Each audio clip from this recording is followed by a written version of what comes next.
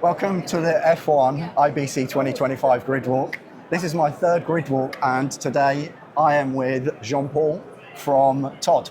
I'm going to try and get your job title right here, JP, and I know that you'll correct me if I get it wrong. You're VP of Sales and Marketing for TOD, and you're VP of Content. Acting VP of Content. So I think in terms of the horizon of your accountability at the moment, we can both confidently conclude that it's pretty massive. Yeah, pretty broad. Yeah, for sure. Yeah, I've been looking forward to doing the grid walk with you because you are somebody who I obviously know from the region where we live anyway, but you're a veteran.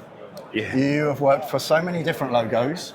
You really, really have got an amazing dexterity for the cultural nuances, the different countries across the region. You've worked and operated right across the GCC. Yeah. I'm really interested to talk about that, and I'm really interested as well to talk to you about sports. Yeah. You know, TOD is obviously sport orientated.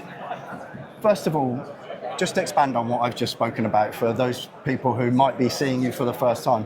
What are the kind of things that you've done, and how long have you been in the Middle East? So, I've had this conversation a few times in the last couple of days, and it's a long one, right? But as an Aussie, you know, we have a kind of like a pedigree that says when you turn 30, you need to spend at least 2 years in the UK to get on your working holiday maker kind of visa. And so as I was coming into that period, looking to go to the UK, we hit GFC. And so, you know, massive crash in the UK, and all plans were off to sort of do that. And in the end, what I ended up doing was throwing a CV onto a product called Golf Talent. You've probably heard of it. Yeah. And about 10 minutes later, I got a call from a recruiter out of Doha, Qatar, and they were looking to bring someone into QTEL. And so deregulated the market. Vodafone was just entering. I came out of a long history in Australia in telephony, and they were looking for people to support them. So many guys in the media market, media tech, have got a background in telecom. Look, I mean, and I think this is the start of the story, right? I came out of the proposition side. I'd done D2C and B2B in Australia. And we were looking at the convergence of media distribution from satellite onto broadband. Okay. Yeah. And so from a telco standpoint, phone calls are pretty cookie cutter. Everyone makes the same phone call. Yep. So you're looking to differentiate your propositions, and tech lended itself well to media, and suddenly we're all trying to do packages with Netflix bundles and so on and so forth. And I think, you know, music was the first one, but video quickly followed. And so I was in Qatar, 2009, 2010. All right, so that's Qatar. That's Qatar. So box number one. Box one, yeah. Then I joined, I went from QTEL Qatar to Ooredoo, because obviously it rebranded, and then I joined Ooredoo Group. And so within the group function, similar role, but it looked at segment marketing for all of the properties under the Ooredoo umbrella. And as a consequence, I was on projects a lot. So I ended up virtually everywhere. So I spent about a year on projects up in Iraq, probably about the same doing work in Kuwait. Wow. And then Oman. I did a little bit of stuff in the Maldives. I worked with the Palestinians. Tunisia, Algeria, spent some time in Indonesia with the Indosat team, and then actually I ended up changing roles and moving into Zain Group. Yep. So picked up the other side of the fence and all of the territories that they had, and actually quite quickly in Zain Group we were already looking at, media acquisitions. If you recall, there was a time where telcos started buying media companies. Yep. AT&T, Warner. Right? Yeah, absolutely. At one point, Game of Thrones was a product of a telco, which is a very strange concept if you think about it. Yeah. So anyway, we were doing something similar, Zain, and we ended up acquiring and doing a joint venture with a company called iFlix out of Asia. I know. There's a few legendary stories from the iFlix chapter, yeah. And so, I moved into that space as the CEO of iFlix Arabia, adjacent to the iFlix MENA team. And, the role was to build out a media proposition within all of the Zain properties. So picked up a few more countries. Sudan was on the cards then. Saudi, obviously. And then strangely, I think, life kind of moved in that direction ever since. So media became media productions, changing the way that you look at segmentation, looking at what content is relevant in these markets. I stayed there for nearly 12 months, then moved to Saudi. Worked with the STC team in Saudi in Integral, and then I joined TOD a couple of years ago. Came back into Doha, but picked up sports as a catalogue category, obviously, because no one else has the catalogue that BeIn does.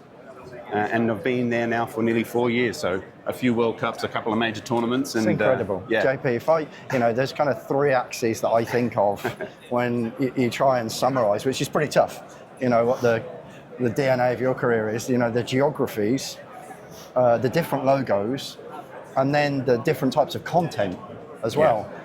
Let's start to talk a little bit about the most recent chapter in TOD when it comes to sports, because sport is obviously one of the more lucrative types of estate or asset. Certainly the numbers that it attracts on the acquisition costs, and then the emphasis of whoever's buying those sports rights to have to get an ROI on that, and the different methods through which to do that. Yep. You're owning sales and marketing and the content at the moment with Todd. So all of that is on your shoulders. It's a huge problem to solve. Well, give me a high level feeling. I'm fascinated, but give it to me in layman's terms. Okay. What are the headlines associated to how you achieve all of that, how you monetize that sort of content? Probably a couple of things to think about when you look at your value proposition in entertainment as a category, right? Sports is entertainment, so I'll club them all together. But sports rights are super expensive because they have a very high utility, really high demand, right? And live content generally sits in this category. And the reason it's so expensive is because it has this enormous appetite for activations and a sense of urgency, right? So when an event turns on, you might find 80% of your subscriber base activate the service at the same moment. Yeah. Fantastic experience. And I've come from, entertainment's quite a different story. You tend to get a slower burn as the asset's released, and then people watch it over the next couple of weeks or whatever that may be. In sport, the game's on, you're on. Now, critically, what that means is it's also your peak acquisition window. So when you talk about acquisition cost to acquire, sports provides you a very low cost to acquire. Yeah. People will find you to find that game. So you spend your money not on marketing necessarily, but on the sports rights in order to bring the user. That makes a lot of sense. It does, yeah. Problem is the game finishes after an hour. Yeah. So what do you do then, right? So the observation has always been you bring them in with sport and you keep them with entertainment. Right, okay. Right. So BeIn Media Group strategy broadly steps away from a purely sports play with BeIn Sports as the channel to start acquiring other media houses and picks up two really big acquisitions. One's Miramax and the other is Digiturk. And so obviously we've got global distribution and a global production house with Miramax. And then with Digiturk you pick up a local production house and you're picking up a different category with Turkish content, which is incredibly popular in Turkey, but it's also very popular in the MENA region. Absolutely. I hear so much about Turkish content now on the acquisition side. And you're monetizing those assets. So you sell them locally, but you also can sell them internationally. And one of the things that Turkish does well is it sells outside of region. Yeah. Arabic is only just starting to try and get that traction. So productions that happen in the Middle East tend to have resonance here, but not so much elsewhere. Yeah. And we're just starting to see that change now. But I think that's going to be that's the long pole. And I think where BeIn has a really strong advantage, given it's got that global distribution already available to itself. What are you thinking when you kind of look at the demographics associated to the region?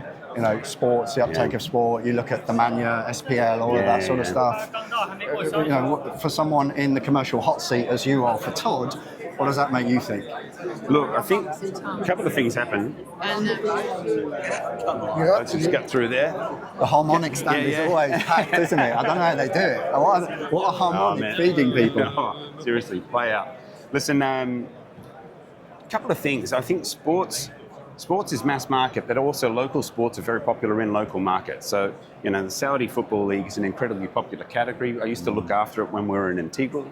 Had a product called Dowry Plus that was carrying it. And so I remember being there a few times as some of the major games played out and watching the cafes absolutely light up with Saudis who are going in to support. And it was an amazing experience to see how sports mad they are as a country. And that's quite true of the Middle East. I think you'll find that across the different countries, they've got a very strong appetite towards sports. Countries like Algeria, Morocco, fandom. Massive fandom. Content on the other side, the entertainment category is also, it's quite diverse. So you end up, the Levant productions, you get the Khaliji productions, and then the Egyptian ones, which tend to travel the best. And so, notwithstanding, Turkey kind of cascades across the top as well, and we're starting to see some stuff happen up in Iraq at the moment around the Kurdish content, but also the Iraqi content. With it being such a big market, it's really becoming a I think, an up-and-coming space. And you've got a few companies like 1001 doing productions up there that we partnered with. Yeah, absolutely. And some big networks, and I think that'll be an interesting one to watch. And I know that NBC made some inroads into that space with studios being developed up there as a consequence. So very fragmented insofar as interest, and that's not surprising. Every country that I know of produces their own stuff. Yeah. Australian content is very popular in Australia, not so much elsewhere, but it does travel into the UK. Yeah, that's for sure. Yeah. That's for sure. What do you think? I know it's not really your territory when it comes to being at the top table, but that moment you mentioned where a game comes on and everybody hits the stack. Let's call it everybody, the pipes have got to be ready, the stack's got to be ready. If it falls over, it's catastrophic for the brand, which is going to affect sponsorships and this whole cascade of crap that happens if something crashes. What do you see in terms of how heavy the accountability for that is becoming as sports and fandom rises?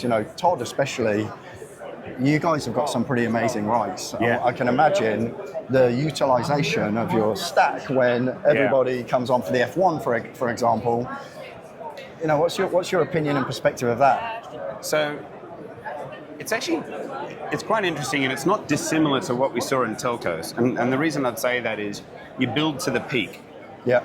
Right. So when the peak starts, everyone's now starting to try and estimate how many people are going to turn you on to see what's happening on that game on your network, because there are obviously multiple ways to reach those assets. But for us, you could end up with 80% of your base turning on the service within 4 minutes, right? And then in parallel, as you described, your acquisition engine's gone ballistic because people are creating accounts to watch the game, and they're doing that literally as the game starts. I've done it myself. Yeah, absolutely. I've sat in many a bar where I've had to do the same thing to watch a rugby game, right? So, that scaling requires you kind of build up an awful lot of capacity, and then you stop using it afterwards. Yeah.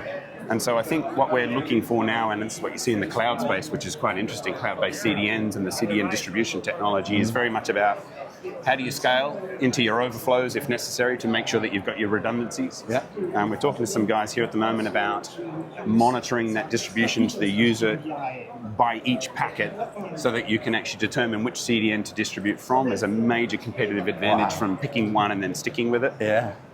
So super cool solutions that are in that space, because OTT is a relatively new format for sport. Yeah. Right?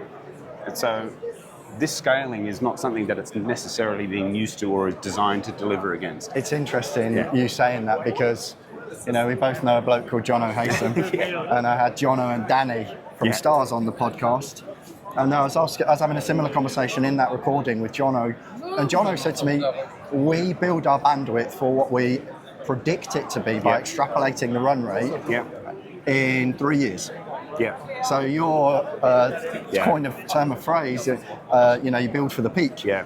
Jono's building for what the peak might be in 3 years. Yeah, it's unbelievable. Well, I guess for him, it's telcos lay down the infrastructure the rest of us use. Yeah, absolutely. Right? We need to build peaks within that capacity that he's building. I hope he's building a 50-lane freeway, because the amount of stuff is coming down. It's knowing Jono as we do, he probably is, mate. He probably is. Absolutely. What do you think, just in summary, if you had to sum up this year as we kind of head towards Q4 and the turn of the year, and what milestones or what you think the characteristics of 2026 might be like, does anything spring to mind that's distinct for the region or for different brands or even properties? Globally. Yeah. Big year, 2026, FIFA World Cup, US, Mexico, and Canada, right? June next year. So, from our standpoint, great tentpole asset. The whole world will be watching, and it'll be game time. And I think, they talk about the crown jewels in terms of the assets, and this one is it. It is the most watched event on the planet. Absolutely. So, and it doesn't just affect us; it affects everyone, because it'll be World Cup madness, and it's kind of an interesting one for us because we touched on this earlier, but not in this session necessarily. How do you generate revenue? Right, that's an expensive asset, so we need to absolutely maximize it. And I think what we're seeing, and you're seeing a lot of discussions around at the moment, is advertising. Yeah. Right. So indirect revenue creation through advertising is where it's going to be, and I suspect all of the players in our region, but also globally, have already started to move down that path for different reasons. And I think for us, it's because it's very difficult to collect cash in certain countries, and you need to find ways to do it indirectly. That's a podcast in its own right, that one. But in other ways, it's value creation, right? There's a lot of brands that want to be associated with these key events, and there's a lot of ways to monetize that. So from a tech development proposition design standpoint, we're building in infrastructure to enable us to put advertising onto the platform. And then you need to build all of the models and the workflows to enable that as well. And so, I think all of us are sort of looking and exploring in that space. And obviously it lends itself into AI, the analytics side, the predictive side. It amazes me the amount now already that the World Cup is creeping into so many different conversations that I'm having.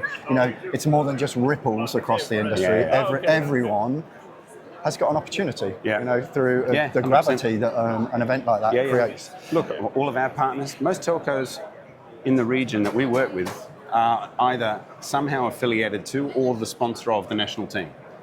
Right? So they were already invested. It's a very strong association to the market, and it's a really powerful sort of tool to exploit from a brand concept. And for us, it's about revenue. Yeah, absolutely. Look, let's wrap it up on that point, buddy. Cool. I always enjoy our conversations. I was telling someone the other day about the chat that we had on West Palm Beach when we met up for a coffee, and that could have lasted for many more hours than it did. Thanks so much for being a guest. Cheers, Chris. It's always a pleasure to see you, buddy. Thanks. See ya.